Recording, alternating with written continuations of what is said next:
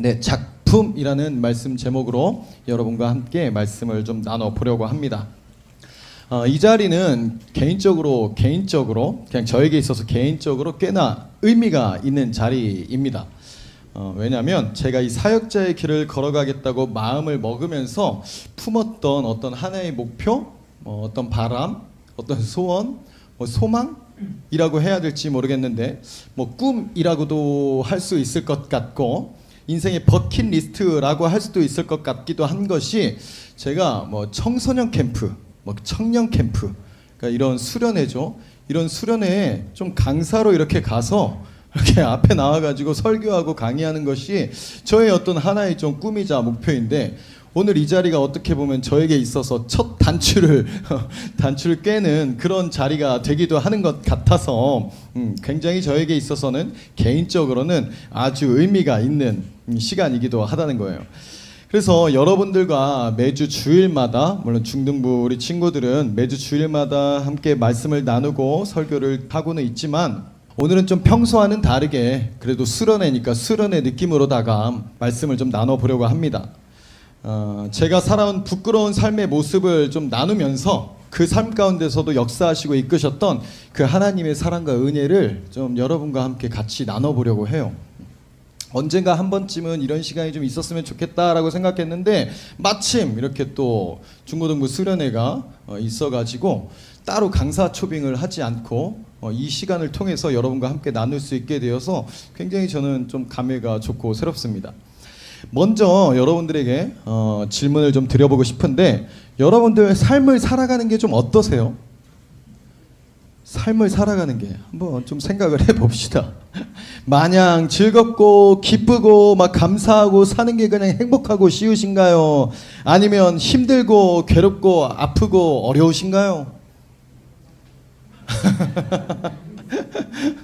각자의 삶의 자리에서 느끼는 그 느낌이 다 다를 수는 있겠지만 그럼에도 사는 게 걱정 없이 그저 즐겁고 기쁘고 행복하기만 한 분은 아마 한 분도 없을 겁니다. 혹시라도 계시다면 너무 부러운 것 같아요. 그 삶을 계속 영위하며 나아갈 수 있다면 너무 부러울 것 같습니다. 저는 제가 이렇게 전도사라는 이름으로 살아가고 있지만 이런 말씀을 드려서 참 죄송하기도 한데 사실 삶이 그리 쉽지 않습니다. 전도사라고 말하고 있는 저도 이 삶이 그렇게 쉽지 않은 거예요. 늘 어려웠던 것 같아요. 죄송하고 민망하지만 저도 여러분들과 크게 다를 것이 없습니다. 어려움이 있고요. 버거움이 있고요. 때로는 너무 힘들어서 다 때려치고 그냥 어디로 막 도망치고 싶을 때가 있기도 한 거예요. 뭔가 좀 여러분들한테 실망시켜 드리는 것 같아서 죄송하기는 한데 전도사님도 목사님도 여러분과 똑같은 다 나약한 인간들이라는 것입니다. 오늘 수련회를 맞이하기 전까지도 개인적으로 참 어려운 일이 많았습니다. 어제도 좀 사고가 막 터지고 그래가지고 막 좌절감과 상실감, 무력감이 막 몰려오고 그랬단 말이에요. 정신적으로 막 너무 힘들더라고요. 그럴 때면 하나님 앞에 하나님 도대체 언제까지입니까? 이런 질문을 하나님 앞에 드리기도 하는 겁니다. 앞이 보이지 않고 막 캄캄하기만 한 것 같은 그런 시간들을 보낼 때가 있다고요.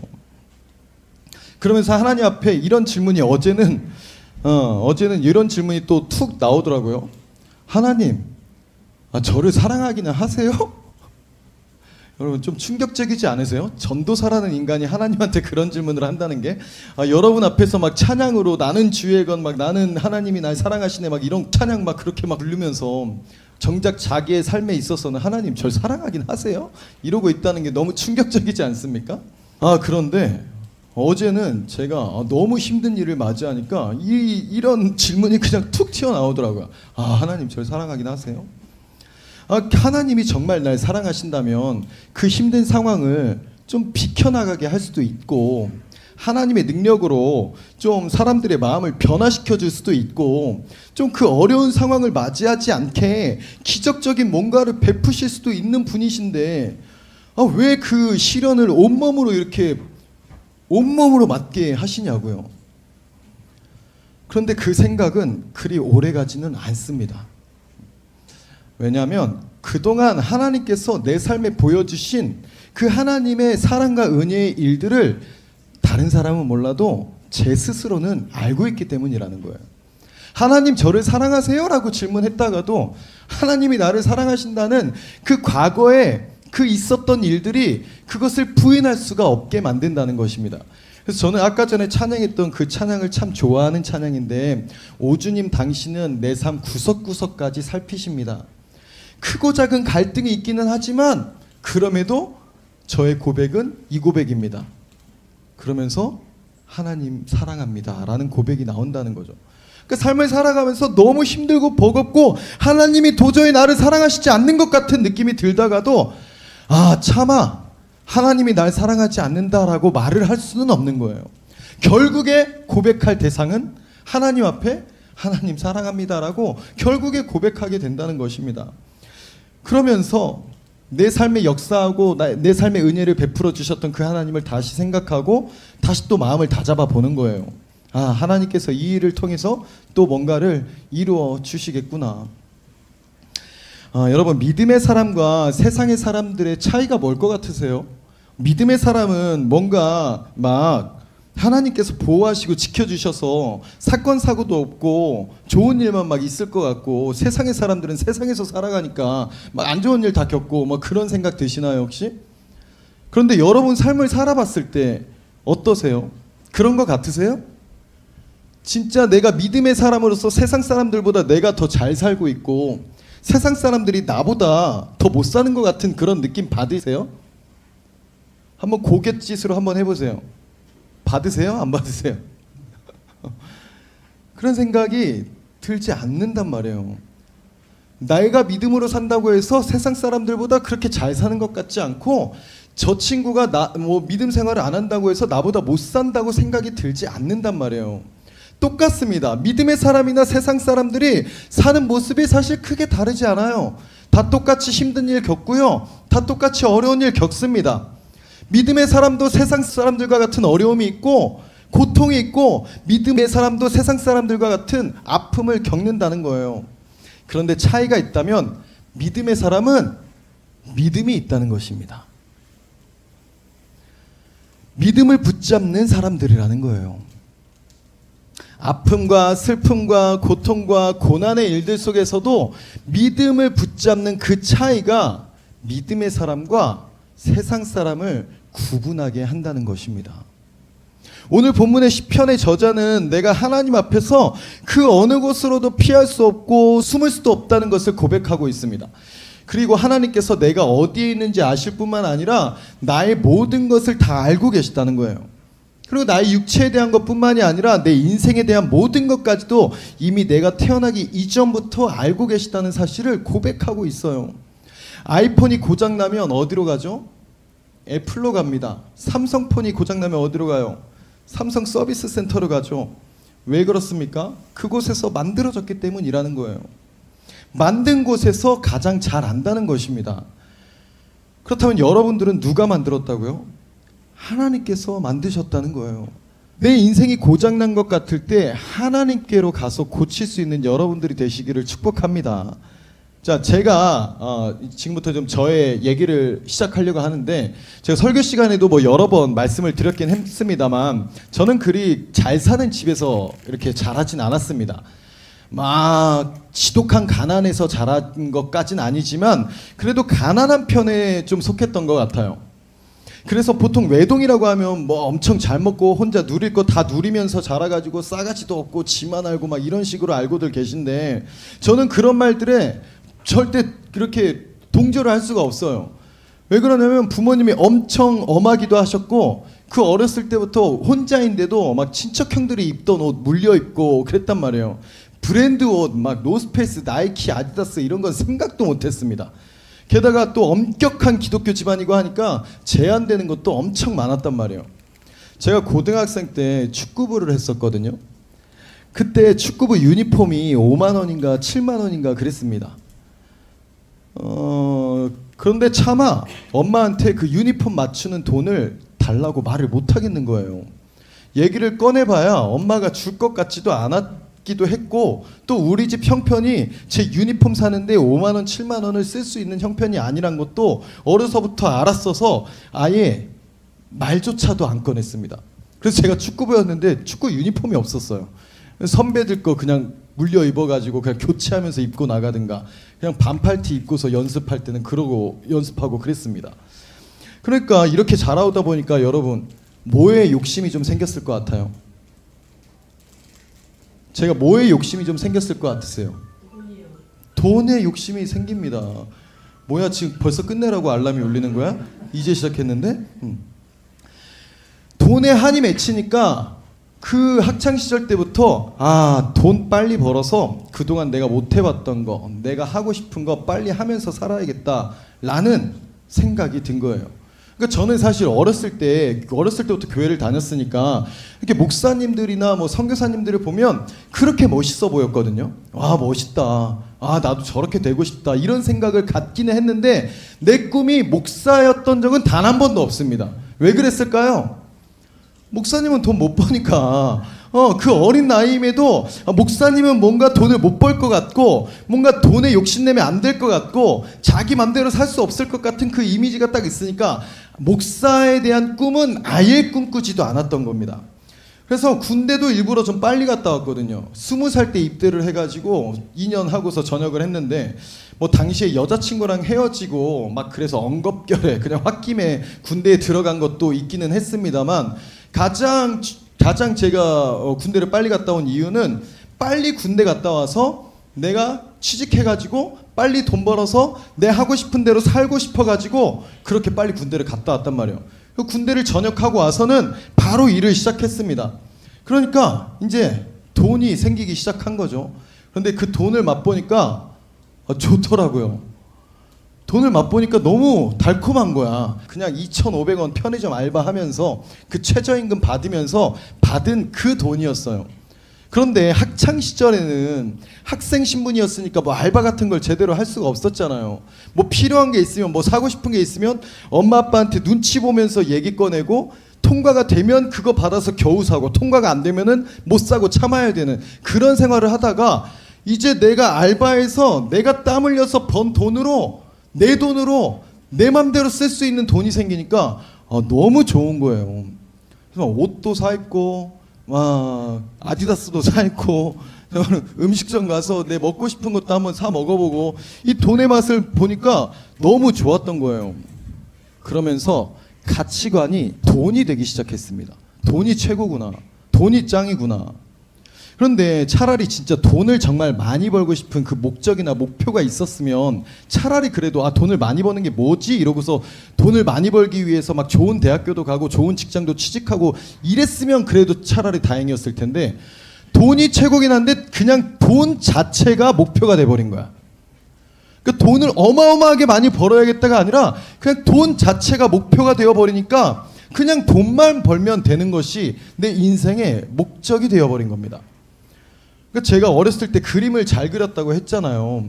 그래서 학교도 다 디자인과 막 애니메이션과 이런 쪽으로 나왔는데 직장을 그림 그리는 것과는 전혀 상관없는 직장에 들어가게 됐습니다. 왜 그랬을까요? 그때 당시에 디자인 관련 업종은 요즘에는 어떤지 모르겠는데 디자인 관련 업종은 돈이 안 되는 거예요. 완전 박봉이었던 시절이야. 여러분 박봉이 뭔지 알아요? 박봉? 급여가 적은 걸 얘기하는 건데 그때 당시에 막 디자인 관련 업종은 별로 돈이 안 됐습니다.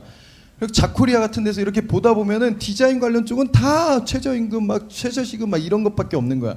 그래서 돈 많이 주는 내 성격도 안 맞는 내 성향도 안 맞는 내 소질하고도 안 맞는 직장에 취직을 하게 됩니다. 그러니까 그 직장 생활이 어땠을 것 같으세요? 엄청 힘들었겠죠. 성향도 안 맞고 내가 잘하는 쪽으로 나간 것도 아니고 그 하루하루가 엄청나게 스트레스였던 거예요. 그런데 그냥 돈 때문에 하루하루 다녔던 거죠.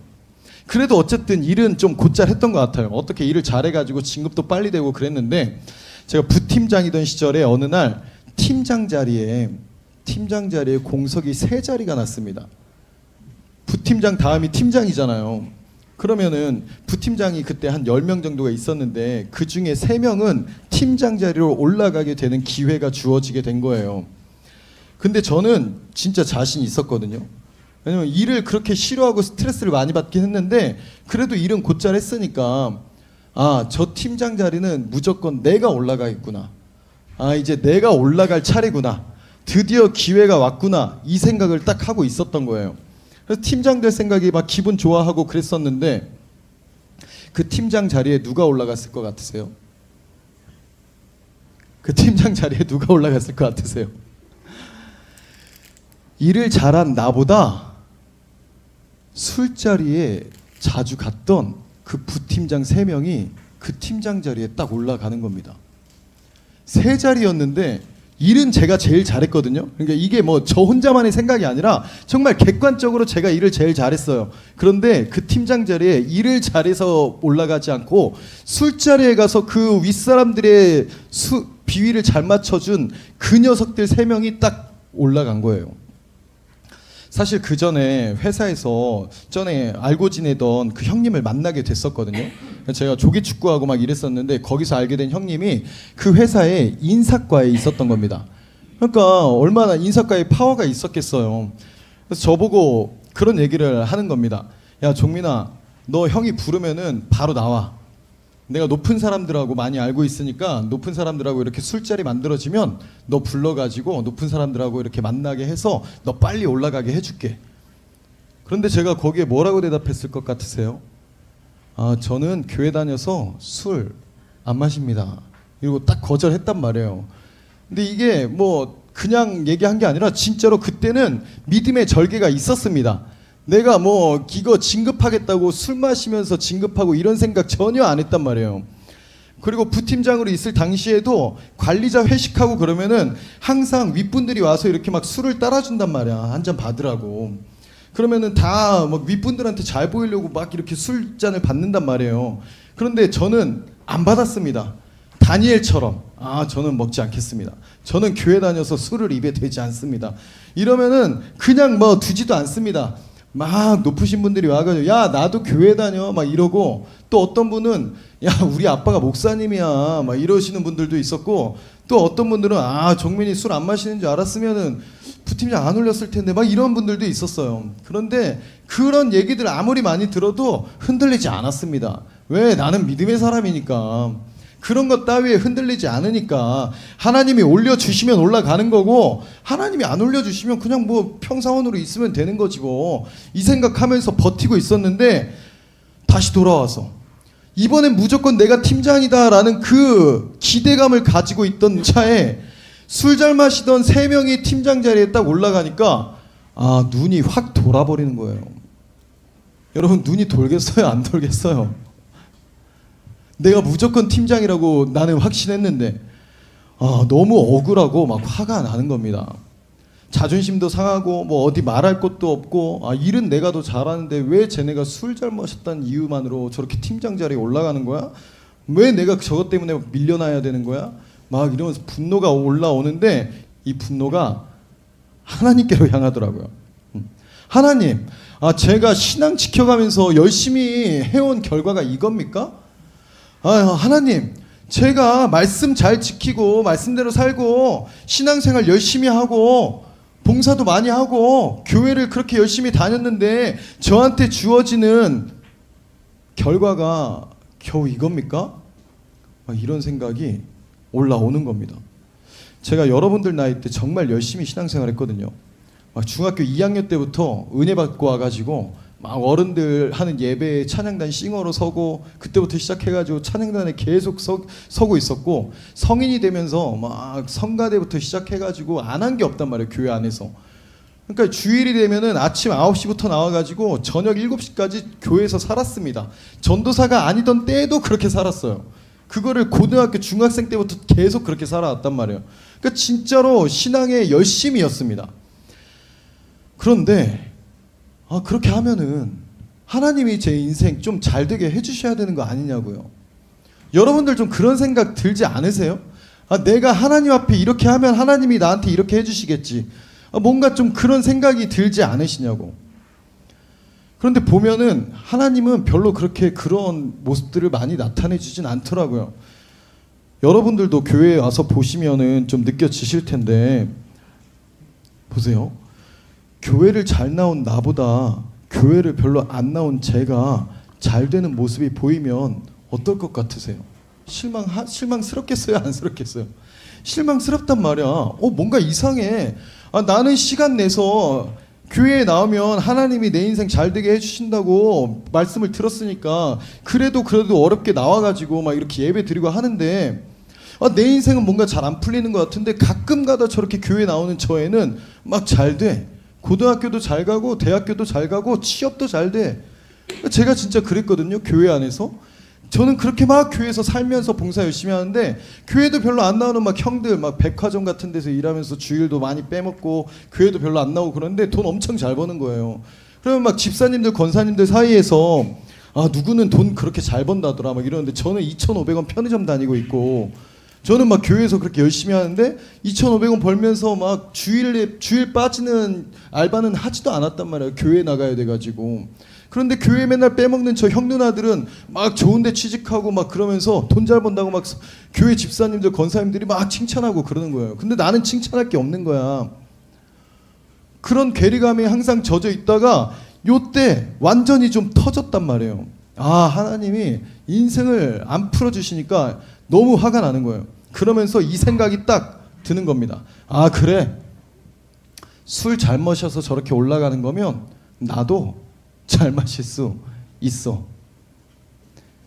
아주 잘못된 생각이 들었죠. 그때부터 인생이 완전히 틀어지기 시작합니다. 나중에 팀장도 되고 실장도 되고 쭉쭉쭉 올라가긴 했습니다만 그 삶이 얼마나 피폐했는지 몰라요. 지금 제가 여러분들 앞에서 이렇게 막 얘기하고 설교하고 그러고 있지만 여러분들을 만나기 전, 제가 이 자리에 서기 전에는 저의 모습이 진짜 말 그대로 개판이었습니다. 매일같이 술을 먹었거든요. 오늘 마시고 내일 마시고 내일 모레 마시고 계속 술 마시면서 살았습니다. 그런데 그게 내가 술이 좋아서 마신 게 아니라, 그 술자리가 너무 좋아서 마신 게 아니라, 그 술에 한번 입을 대기 시작하니까 그 술을 끊지를 못하겠는 거예요. 이게 술이 중독돼서 끊지 못하겠다는 게 아니라 그 높으신 분들하고 계속 술자리가 마련이 되니까 내가 그 자리에 가지 않으면은 나의 인생이 그대로 무너질 것 같은 느낌이 드는 거예요. 내가 잡고 있는 그 줄을 놓치게 되면은 내 인생이 그대로 끝날 것 같은 생각에 윗사람들, 부장님들이 이렇게 가면서 야 종민 팀장 오늘 한잔 하자 이러면은 거기다 대고 저는 교회 가야 돼서 못 마실 것 같습니다. 못 마십니다. 라고 얘기하는 순간 너는 탈락, 아웃 이렇게 될 것 같아가지고 네 가시죠 하면서 같이 따라갔단 말이에요. 그러니까 내가 정말 차라리 술을 좋아하고 술이 맛있어서 술자리가 너무 좋아서 다닌 거면 차라리 억울하지는 않은데, 나의 인생을 위해서 당시에는 내 인생의 잘됨을 위해서 저 사람 말을 잘 들어야 내가 내 인생을 성공할 수 있고 저 사람한테 술을 잘 따라야 내가 빨리 진급하고 돈을 더 잘 벌 수 있다는 그 생각에 그거를 뿌리쳐내지를 못하고 있었던 겁니다. 그러니까 여러분 얼마나 힘들었겠어요. 평일에는 술 마시고 그러고 방탕하게 살다가 주일에는 교회 나와서 성가대 서고 예배드리고 그러고 있어. 너무 괴리감이 느껴지지 않아요? 그러고서는 막 주일에는 막 찬양하고 그러고서는 월요일에는 가서 또 술떡이 돼. 그러한 삶을 살아가다 보니까 못 살겠는 거예요. 하나님 앞에 나가질 못하겠는 겁니다. 뭐든지 다 하나님 앞에 하는 것들이 다 불편하기 시작한 거예요. 그렇게 피폐한 생활을 하던 끝에 더는 이러면 안 되겠다라고 생각이 들어가지고 회사를 그만두었습니다. 회사를 계속 다니면서는 내 의지로는 그걸 끊을 수가 없을 것 같은 거예요. 왜 내 성공이 거기에 달려있는 것처럼 느껴지니까 도저히 끊지를 못하겠는 거죠. 그렇게 회사를 그만두고 와이프와 여러 상의를 하면서 프랜차이즈 카페를 좀 차리게 됐어요. 그래서 카페를 운영을 하고 있는데 처음에 너무 좋았거든요. 이제 억지로 술을 마시지 않아도 되고 막 많은 사람들 상대하지 않아도 되니까 너무 좋았단 말이에요. 그나마 이제 좀 하나님 앞에 떳떳하게 나갈 수 있잖아. 뭔가 좀 회복되는 느낌이었단 말이에요. 망가졌던 인생을 이제 제2의 인생으로 다시 살아보자 라는 생각으로 했는데 여러분 그 카페를 차리고 뭐가 터졌을 것 같으세요? 5년 전, 6년 전. 코로나가 터졌어요. 카페를 차렸는데 코로나가 터진 거야. 여러분 그때 당시에 여러분들도 뭐 뉴스 기억이 날지 어떨지 모르겠는데 그 코로나 여태까지 겪어보지 못한 코로나 시대를 맞이하게 되면서 자영업자들이 엄청나게 많이 죽었습니다. 그 죽었다는 게 뭐 목숨이 끊어지는 죽었다 뭐 이런 것보다도 장사가 안 되니까 그냥 완전히 다 망하고 막 그런 거예요. 그러니까 카페를 개업할 때 자체가 아예 코로나 시기였어. 근데 그때 당시에는 2주 뒤에 풀릴 건지 확인하겠다. 2주 뒤에 풀릴 건지 확인하겠다. 이럴 때라서 이제 뭐 나아지겠지 이 생각만 가지고 있었는데 그게 몇 년을 갔어요? 3년을 갔습니다. 3년을. 그러니까 얼마나 힘들었겠어요. 그때 당시에 막 백신 안 맞은 사람들 음식점도 못 가고 카페도 못 가고 막 7시 이후로는 어디 다니지도 못하고 4인 이상은 막 어디 앉지도 못하고 이랬던 시대가 있었단 말이에요. 그러니까 그런 시간들을 보내던 중에 그렇게 막 힘들어 하다가 잠깐 다른 얘기로 제가 좀 충격적인 사건을 좀 접하게 됐습니다. 제가 다니던 교회에 정말 열심히 일하시던 젊은 여자 집사님이 암에 걸리시게 된 거예요. 정말 열심히 일하시던 젊은 집사님이셨거든요. 그래서 저희 교회에서 이분을 위해서 엄청 많이 기도를 했습니다. 근데 저희 교회가 그렇게 기도해가지고 암이 나은 분들이 굉장히 많이 있었거든요. 그런 치유에 대한 역사가 일어났던 교회라서 저는 그 집사님이 무조건 나을 줄 알았어요. 무조건 그냥 암에서 이렇게 기도 받고서 회복됐다고 앞에 나오셔가지고 막 간증할 그런 그림만 그리고 있었는데 이분이 온몸에 암이 전이가 돼가지고 결국에는 주님 품에 안기셨습니다. 진짜 교회의 모든 성도님들이 저녁마다 모여가지고 기도하고 다 같이 기도하고 매일 같이 그렇게 했는데 돌아가셨어요. 이분에게 3명의 자녀들이 있었거든요. 그런데 제가 그때도 학생부를 담당하고 있었던 때라서 교사로 그 3명의 아이들이 다 제 제자들이었는데 그 아이들에게 해줄 말이 없는 거예요. 그 아이들한테 하나님은 선하신 분이야. 이 모든 일 가운데 하나님의 역사하심이 있을 거야. 하나님께서 선한 길로 인도하실 거야 라는 얘기를 못 하겠는 거예요. 우리 엄마가 죽었는데 그런 얘기들이 어떻게 들어오겠냐고요. 할 말이 없는 겁니다. 그래서 저도 막 의문이 드는 거예요. 하나님한테.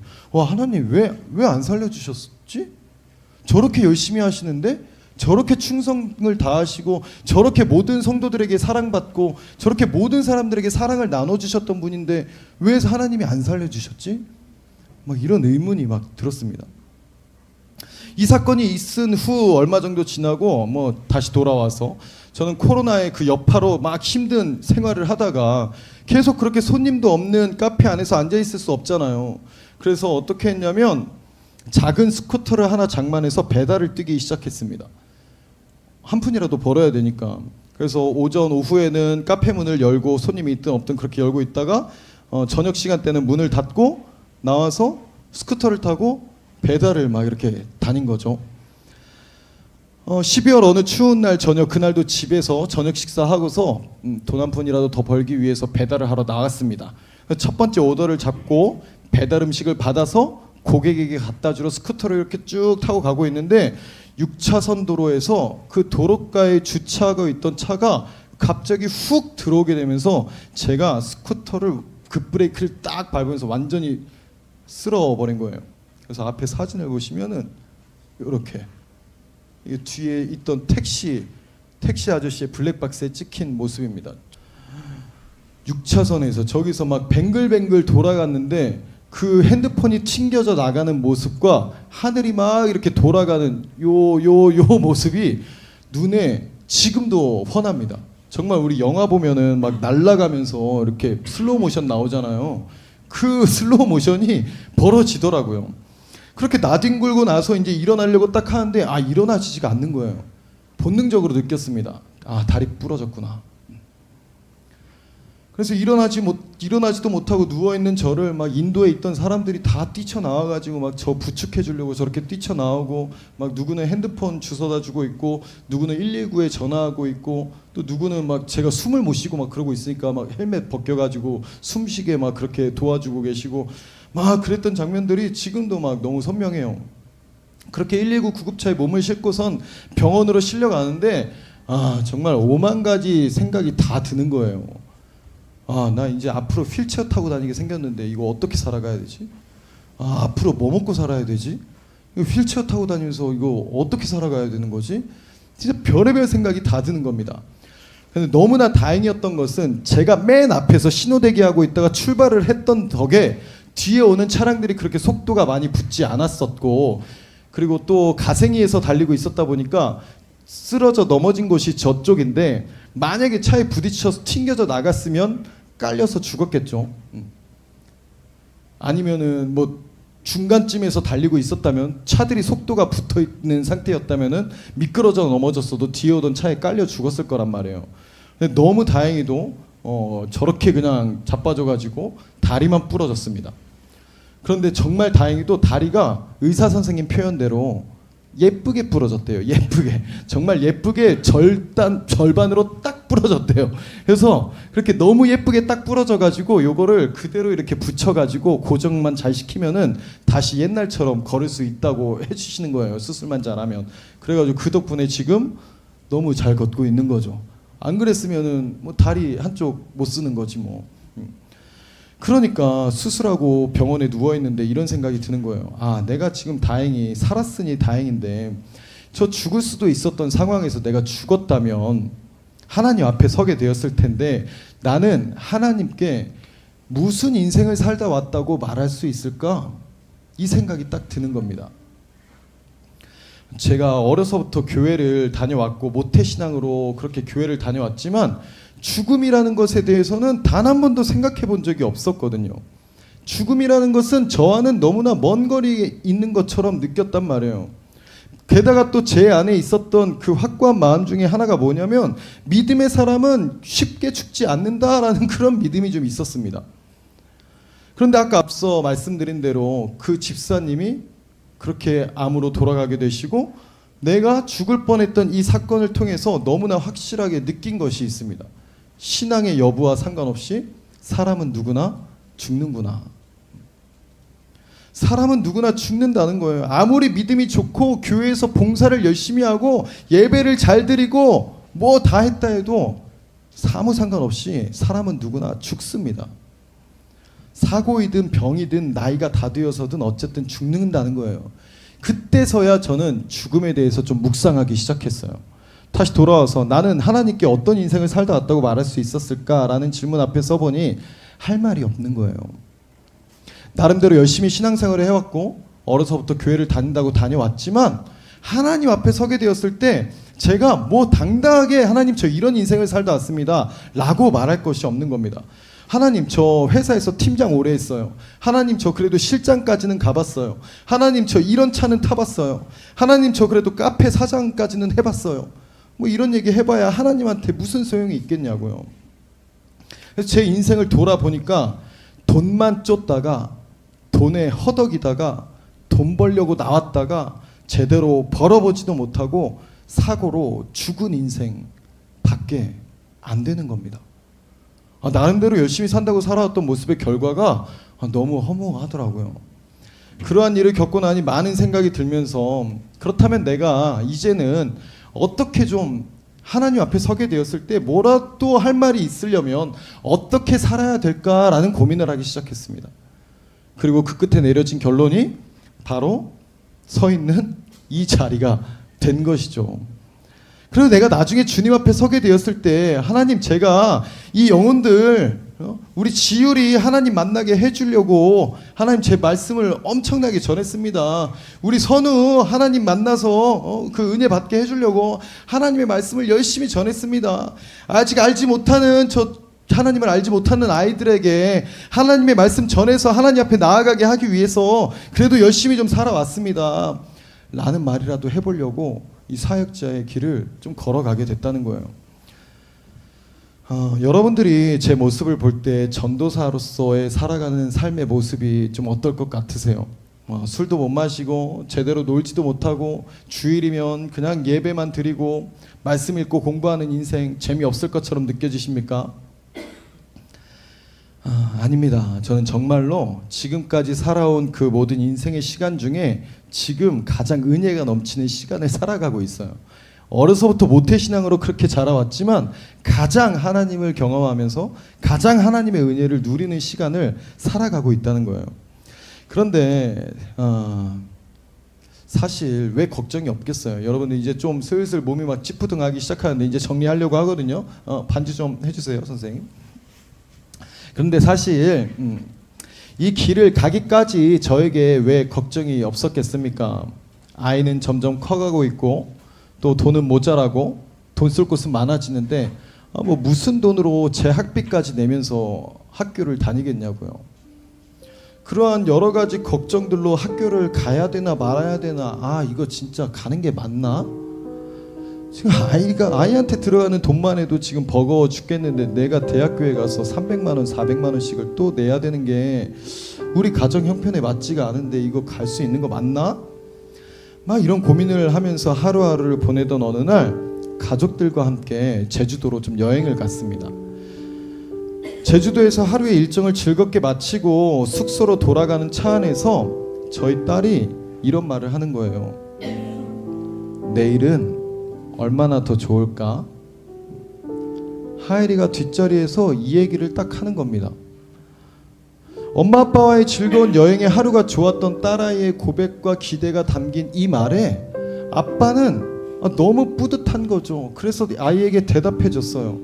딸아, 내일은 더 좋을 거야. 좋은 숙소와 좋은 식당과 좋은 볼거리들을 미리 계획하고 예비한 아빠는 사랑하는 딸아이에게 자신 있게 대답해 줄 수 있었던 겁니다. 부모는 이미 그 여행의 길을 준비해 놨다는 거예요. 자녀는 그저 부모와의 그 여행길에서 기대하는 마음을 가지고 부모의 인도함을 따라 그저 같이 가기만 하면 되는 것입니다. 제 아이에게 그 대답을 해주는 순간 제 마음속에 하나님께서 똑같이 말씀을 하시더라고요. 아들아, 네가 걸어가고자 하는 그 길 좋을 거야. 내가 다 예비해놨어. 내 인생의 길을 내가 내 뜻대로 걸어가고자 했을 때는 실패와 좌절과 얼룩진 모습들 투성이었지만 하나님께서 인도하시고 이끌어가시는 길은 평안과 감사와 기쁨과 은혜가 가득한 길이 펼쳐지더라는 겁니다. 이 길을 가야 하나 말아야 하나, 학교를 무슨 돈으로 어떻게 다닐 수 있나, 막 여러 가지 걱정과 고민과 염려로 가득한 저에게 하나님은 저에게 은혜의 현장을 펼쳐 주시더라고요. 잠깐 제 자랑을 할게요. 저 한번 봐보세요. 저 공부 잘했을 것 같으세요? 딱 보면 이렇게 날티가 나잖아. 중고등학생 때 공부를 그렇게 안 했습니다. 그렇게 공부를 안 했던 제가 이 대학교에 입학할 때 등록금 낸 거 외에는 지금까지 성적 우수 장학금을 계속 받아오면서 단 한 번도 대학교 등록금을 낸 적이 없습니다.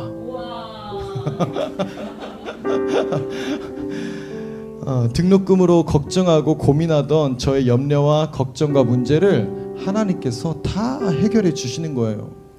자녀는 그저 부모의 손을 잡고 그 여행길을 따라가기만 하면 되더라고요. 오늘 우리가 함께 읽은 시편 본문의 기자는 고백합니다. 내가 하늘에 있을 때도, 내가 지하 깊은 곳에 있을 때도 주님께서 나를 인도해 주시고 주님의 오른손이 나를 힘있게 붙들어 주십니다. 인생의 빛나는 순간들 속에서도, 인생의 어두운 터널을 걸어가는 시간 속에서도 하나님은 그 모든 순간들 속에 함께 하고 계셨다는 거예요.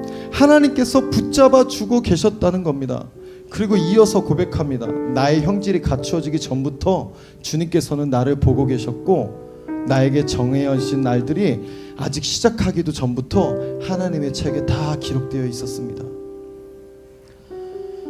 제가 가끔씩 저희 엄마한테 그 농담처럼 던졌던 말이 있었거든요. 엄마, 나 그냥 신학교나 한번 가볼까? 이런 말을 농담처럼 던졌어요. 그러면 저희 엄마가 야, 말 같지도 않은 소리 하지 마라. 야, 뭐 그 길은 아무나 가는 건 줄 알아? 너가 무슨 신학이야. 이러면서 막 손살이 치시고 무시하시고 그랬단 말이에요. 그런데 제가 전도사가 되고 나니까 어느 날 엄마가 이런 말을 하시더라고요. 하나님께서 엄마의 기도를 40년 만에 이루어 주시는구나. 그동안 엄마는 제가 사역자의 길을 가는 것에 대해서 반대하시고 그런 말 하지 말라고 하셨지만, 사실 저희 어머니는 40년 전에 제가 어머니 뱃속에 있을 때 저를 하나님께 드리는 기도를 하셨던 거예요. 우연처럼 보이는 그 모든 일들 속에서 하나님은 그 모든 기도의 이야기를 들으시고 하나의 이야기로 만드시면서 하나님의 작품을 만들어 가고 계셨다는 것입니다. 내가 실패한 것 같은 그 자리에서도, 내가 망가진 것 같은 그 자리에서도, 내가 하나님을 떠나 살고 있었던 것 같은 그 현장에서도 하나님은 하나님의 작품을 위해서 계속 만들어 가고 계셨다는 거예요. 사랑하는 여러분, 여러분들의 삶이 때로는 어둠을 걸어가고 있는 것 같은 때가 있을 겁니다. 내가 믿음으로 살아도 당장의 상황과 현실 속에서 믿음으로 살지 않는 누군가보다 못한 모습을 살고 있는 것 같은 느낌이 들 때도 있을 거예요. 때로는 하나님과 멀어지고 하나님을 온전히 바라보지 못하는 때도 있을 것입니다. 그러나 여러분 기억하십시오. 그 모든 수치스럽고 부끄러운 인생의 모습 속에서도 하나님은 여러분과 여전히 계속해서 함께하고 계시다는 것입니다. 그리고 그 모든 실패 같은 시간들까지도 하나님께서는 그분의 작품으로 변화시켜 내신다는 거예요. 여러분 앞에 한번 보실래요? 내가 볼 때는 망가진 인생처럼 보였는데 뒤집어 보니까 하나님께서 그 망가진 것처럼 보이는 인생을 작품으로 만들고 계셨다는 것입니다. 여러분들은 하나님께서 만드셨습니다. 여러분들의 외형뿐만 아니라 여러분들의 그 모든 인생의 모습, 그 모든 것들을 하나님께서 만들어가고 계시다는 거예요. Made in God, 반드시 기억하십시오. 여러분들은 하나님으로부터 만들어진 자들입니다. 하나님의 사랑으로, 그 핏값으로 우리를 사신 그 은혜로 만들어진 존재들이라는 거예요. 가장 아름다운 예수님의 십자가 사랑으로 우리를 빚으셨다는 것입니다.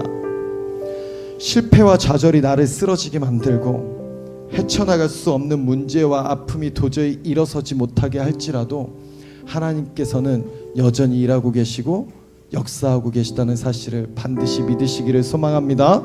여러분 중에 혹시 아픔 가운데 있는 분들이 계실지 모르겠어요. 또 답이 안 나오는 문제 가운데서 그 문제가 해결되지 않는 그 아픔 가운데 있는 분들이 있을지도 모르겠습니다. 당장의 상황이 바뀌지 않아도, 문제가 해결되지 않아도 하나님은 여전히 붙잡고 계시고 하나님은 여전히 일하고 계신다는 사실을 믿으심으로 하나님의 놀라운 작품을 기대하시면서 계속해서 그 믿음의 자리를 나아가시는 저와 여러분들의 삶이 될 수 있기를 주님의 이름으로 축복합니다. 그 추억이 하나님과의 사랑이 쌓여가게 되면은 어떤 문제를 맞이하게 되었을 때 이 일들도 또한 하나님께서 바꿔주시겠구나라는 그 믿음이 또다시 쌓이게 될 것입니다.